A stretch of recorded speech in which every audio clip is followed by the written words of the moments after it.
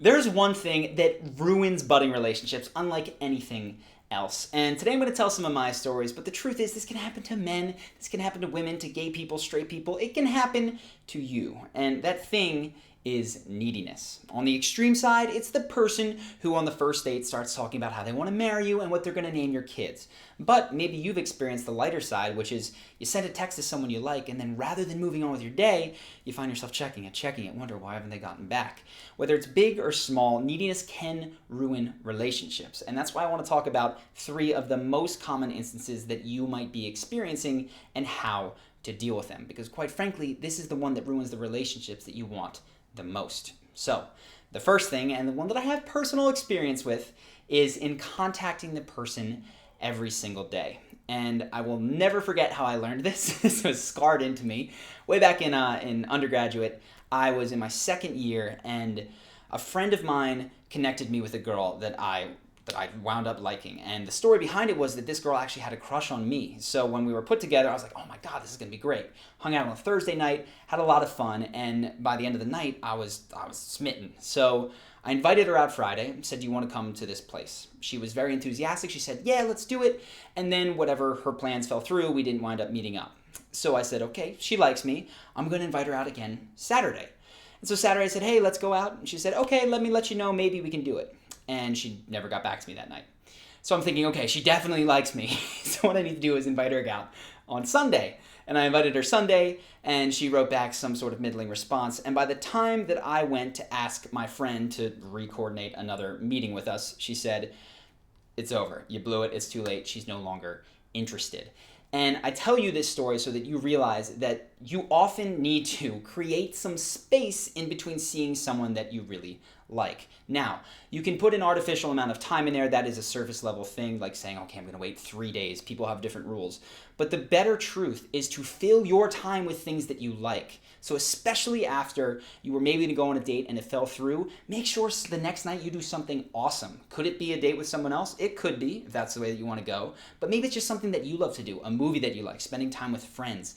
Especially when you feel yourself getting very invested in someone that you don't know that well, go back to the things you love and make sure you're doing them. Because if not, you're going to go all in on that person and it will ruin it. So, the second thing that comes up and I see is begging and pleading. Now, you might be thinking, okay, I'm clear here, I don't beg, I don't plead, I've never done that. But it's more common than you think. When I say begging, what I mean is you invite someone out, you say, hey, would you like to go tonight? And they say, I'm sorry, I've got this thing that I need to do. And rather than saying, okay, cool, we'll do it later, you say, come on, it's going to be so much fun, you know you want to. Like, just cancel those plans, it'll be great. And I've done this, absolutely, I have friends who have done this. But while this seems fun and cheeky, the truth is you're putting them in a position where they are guaranteed basically to like you less. This is not cute because what it forces them to do is to say no to you. And the way that our brains work is when we find ourselves saying no, no, no to someone, even if we like them, part of us goes, okay, why am I saying no to them? I must not be interested. Plus, you're asking them to devalue their own time so that they can invest in you, which tells them that's what you would do for them, which is the crux of neediness. This is you not valuing your own time or their own time. The appropriate answer here, as long as they didn't flake last minute and it's not a terrible thing where they just like stood you up after you'd bought some really expensive tickets or something, which you shouldn't do early on anyway. But the appropriate thing is just cool, have fun, and then make plans several days later. Very simple. The third thing here, and this is one, again, that I have very personal experience with, is in changing your schedule for the other person. Now, this is one that I've learned and forgotten over and over again. Most recently, it can happen to a relationship that's been going on. I had been seeing a girl for a period of time. We really liked one another, but for her own reasons, she started to put in less effort and pull back and become less available. And because I liked her and I'd been spending time with her, my response was, okay, I'm going to be more available. I've got this flexibility. My time is, I can work this time, and my friends are pretty flexible too. So if she says we're going to hang out Tuesday but then cancels, I'll just make sure that I'm free Wednesday for lunch. And that went on, and as that happened, she became less and less available. It was more and more work for me to actually get her out. So it came to a head on a Sunday night, and we had plans to meet at about 10 o'clock. She called me at like 9 and said, hey, I'm really sorry, I'm at my family's, and I'm not going to be able to make it out tonight. And I've got plans Monday, I've got plans Tuesday, I've got work Thursday and Friday, so maybe we can do something on Wednesday. And earlier, what I would do is, absolutely, great, Wednesday it is. Also, bummer that you kind of flaked on me last minute, but I forgive you. And what I did instead here was very simply, because my friends had asked me earlier that day if we could go out Wednesday. There was no fixed plans, but my friends had said it, and so I told her, I've got plans Wednesday night, so I can't. And she paused and said, well, wait a second, if you can't Wednesday, then I can't see you this week. I said, yeah, that's what it sounds like. And she started to go, well, why don't you just cancel your plans? I said, no, I'm not going to cancel my plans. I have plans with my friend. And I could hear her starting to get more frustrated and nervous. And she said, okay, let me call you back. She hung up the phone. 10 minutes later, she called me. She said, I'm going to wrap up here. I'm going to finish with my family. I'm going to see you tonight like we had planned.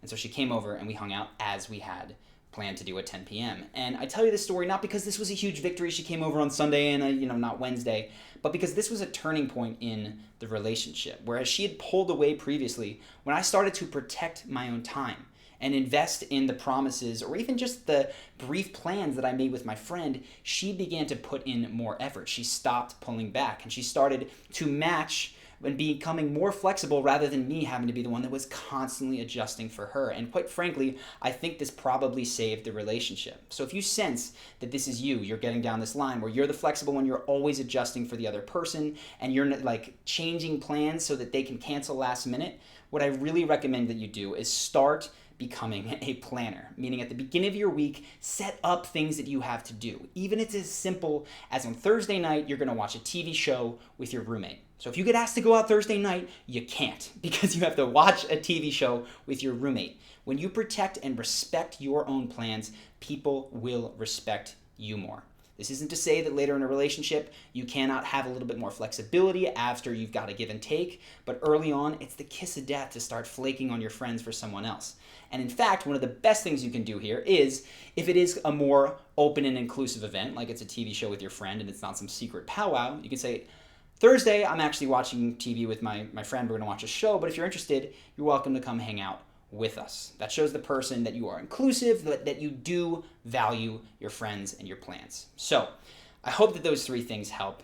But beyond this, neediness goes more than the surface level, which is what we've covered. Where neediness comes from is not feeling like you have options, like feeling like that person is your best chance at being happy. And the real way to combat that, which takes effort and time, is to create options in your life. That doesn't just mean dating other people, though it can. That's going to clearly give you some options on a Friday night. But it can also mean investing in your fitness regimen, which you have to do, creating a business, more habits, spending time with friends. The more things that you have in your life that make you happy, and the less willing you are to compromise on those, actually the more people you will draw towards you because you are valuing yourself and investing in you, and that is going to signal to them that they need to do the same. So I hope that this has given you something to reflect on.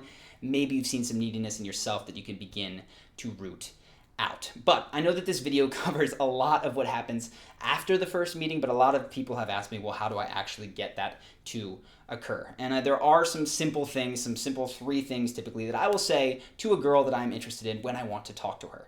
And we set up a video that has that. If you want to click the link here, that's going to take you to another page where you can drop your email and then get those 3 things that typically I use to start conversation many of the times. Now, do these work for women or gay people, gay men, women? I'm honestly not sure. I've only been myself and my experience is limited. So I will say these absolutely work for guys that are interested in women.